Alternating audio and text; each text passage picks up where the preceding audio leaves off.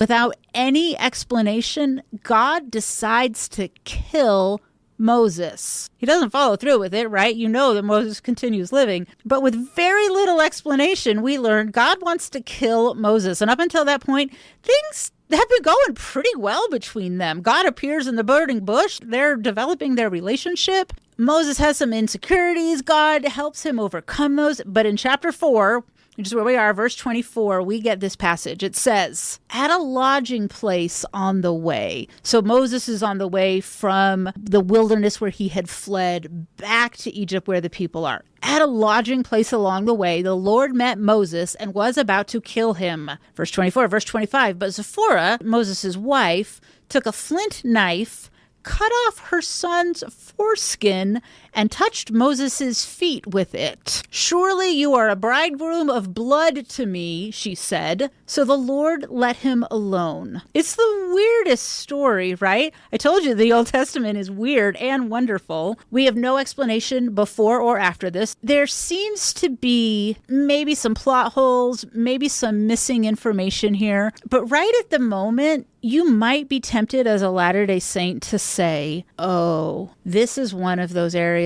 of the Bible I got warned about.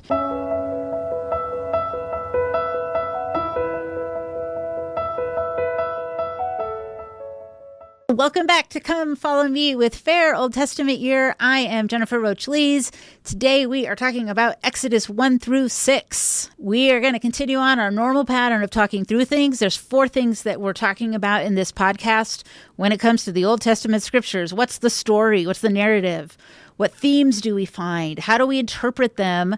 And do we come across any problems that need to be addressed? We don't address all 4 of those in every single situation. Today's lesson, we're really going to focus on the narrative and on the themes. And today the theme is covenant. We're beginning in Exodus. This is really exciting. We have been in Genesis for a couple of months now, and we've had this great sweeping story from Adam and Eve to Abraham, Isaac, Jacob. We moved to Jacob's son, Joseph, and everything that happened in Egypt. The people are saved. The brothers are forgiven. The family is healed. It's a wonderful ending of Genesis. We turn the page and it's Exodus. In reality, about 400 years go by, longer than the United States has been a country. So that one page turn, a lot of time passes. So Genesis has this glorious ending. And now here we are, Exodus. 400 years is a long time. We know how the people got to Egypt, right? God led them there to keep them safe through Joseph and his work of helping them survive this famine. But we don't know a lot after that. We know the Hebrew people live in Egypt, and we know they've become slaves to the Egyptians and don't really know why it has gone that way entirely. If Genesis was the first movie in a series, it has the feel of like volume 1, this wonderful happy ending. You're so excited for the next movie to come out. You go to the theater and you're hit with like this depressing opening to the second movie in the franchise, and you're kind of mad. Things are not going well. Everything that took so much effort to save in the first movie has fallen apart. The Hebrew people have multiplied, and it's kind of becoming a problem. And so the Egyptians enslave them. They put slave masters over them. And that's where we are. That is the opening scene of part 2 of the franchise of Exodus. Things are not going well. And even if you've never stepped foot in a church, you know the story, right? The people are slaves. Pharaoh wants to kill all the baby boys. So when Moses' mother gives birth, she hides baby Moses in the reeds on the river. Pharaoh's daughter finds the baby, raises him as her own. Moses grows up. He kills an Egyptian. He basically has to run away to escape the wrath of Pharaoh at that point. Meanwhile, the Hebrew people are calling out to God, and God calls to Moses as part of keeping his covenant with them. God calls to him in a burning bush. He sends him to talk to Pharaoh, which he does. Doesn't really go well. Moses has some self-doubt. God reassures him. But there are several parts of the story that we don't talk much about. And we could go a lot of ways with the text here, but what I want to do today is bring your attention to one particular part because it helps us really see the theme for this week. So it's after the burning bush and God performing several miracles to prove to Moses that this is real. Everything, God has interacted with him. He gave him the burning bush. God has proven to him, I am here. I am on your side. I'm going to go before you. I will be with you. And then without any explanation, God decides to kill Moses. He doesn't follow through with it, right? You know that Moses continues living. But with very little explanation, we learn God wants to kill Moses. And up until that point, things have been going pretty well between them. God appears in the burning bush. They're developing their relationship. Moses has some insecurities. God helps him overcome those. But in chapter 4, which is where we are, verse 24, we get this passage. It says, at a lodging place on the way. So Moses is on the way from the wilderness where he had fled back to Egypt where the people are. At a lodging place along the way, the Lord met Moses and was about to kill him. Verse 24, verse 25, but Zipporah, Moses' wife, took a flint knife, cut off her son's foreskin, and touched Moses' feet with it. Surely you are a bridegroom of blood to me, she said. So the Lord let him alone. It's the weirdest story, right? I told you the Old Testament is weird and wonderful. We have no explanation before or after this. There seems to be maybe some plot holes, maybe some missing information here. But right at the moment, you might be tempted as a Latter-day Saint to say, oh, this is one of those areas of the Bible I got warned about. This is where things are not translated correctly. This is a corruption. There is something wrong in this text. You can decide that if you want to, but I wonder first if we might try to make some meaning out of it. And we're going to get to the theme of covenants. What I want to say here, though, is Latter-day Saints have this wonderful ability to say, we receive the Bible, we love it, we learn from it, there's a lot of good in it, and we know it isn't always translated correctly. We know it has been corrupted, at least in some point. However, we have not been given a list of here's the verses where there is corruption. Here's the verses where there is mistranslation. And so what happens is someone comes across a verse like this, where God wants to kill Moses, and we say, oh, clear corruption here, and then we just move on and we don't even try to understand it. So I want to try and maybe prove to you that some of these things actually can be understood if you dig. So when you hear the phrase keep your covenants as a modern person, you are likely to think of some ongoing behavior that you are encouraged to continually do. We don't pay tithing once, once and done, unless maybe that's how your income worked. You got paid once in your lifetime. We pay tithing every month, right? We pay tithing perhaps every week or every paycheck, or maybe annually if that's how your money comes in, but it's an ongoing thing. We don't keep the law of chastity just one time, right? We keep it every time. We keep it in a certain way before we're married. We keep it in a different way after we're married. These are ongoing covenants. At least some places in the Old Testament, covenants have specific one-time actions that are part of the covenant agreement. Okay, so all the way back in Genesis 17, several weeks ago now, Genesis 17, verse 9, then God said to Abram, as for you, you must keep my covenant, you and your descendants after you, for the generations to come. This is my covenant with you and your descendants after you. The covenant you are to keep, every male among you shall be circumcised. You are to undergo circumcision, and it will be the sign of the covenant between you and me. For the generations that come, every male among you who is 8 days old must be circumcised. My covenant in your flesh is to be an everlasting covenant. Any uncircumcised male who has not been circumcised in the flesh will be cut off from his people. He has broken my covenant. There are very few times in the Bible when I would say the Bible is being very clear here. Genesis 17, we can say God is being absolutely clear here. So why do we get this story about Moses and God wanting to kill him because he has not kept a covenant, because he has not circumcised his son, right? It's weird. Did Moses break a covenant with God? And if he did, what was he thinking? What's going on here?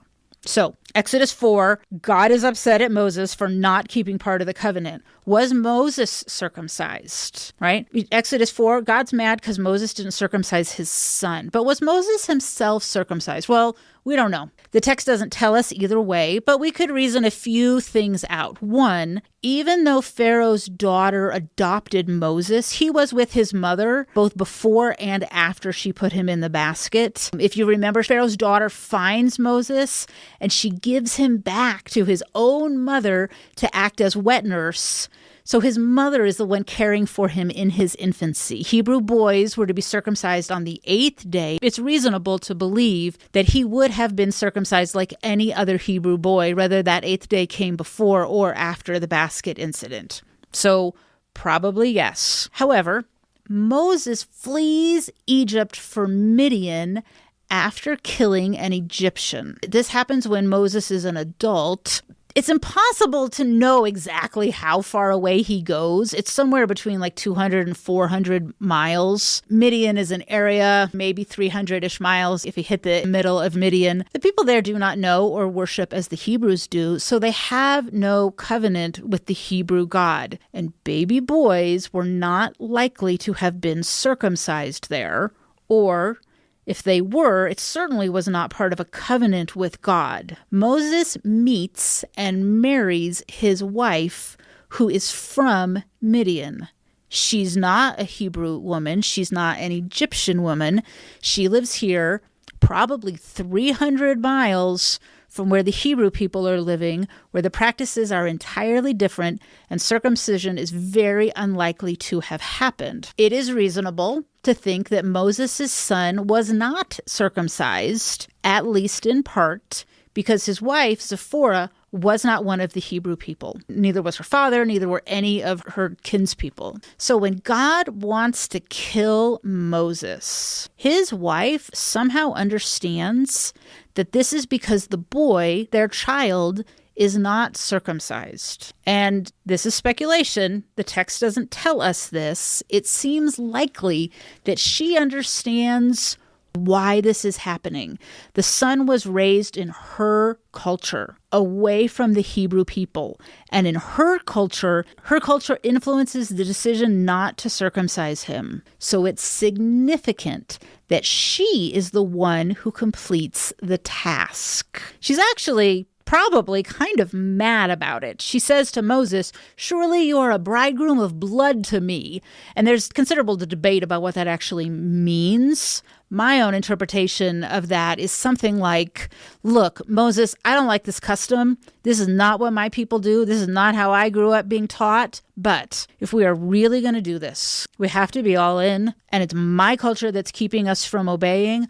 I will be the one who puts us back on the right track. She was the reason it didn't happen. She becomes the instrument through which it does happen. And not only does she perform the act, she does this symbolic gesture of touching Moses' feet with the foreskin. It's gross, right? Like, the Old Testament is weird.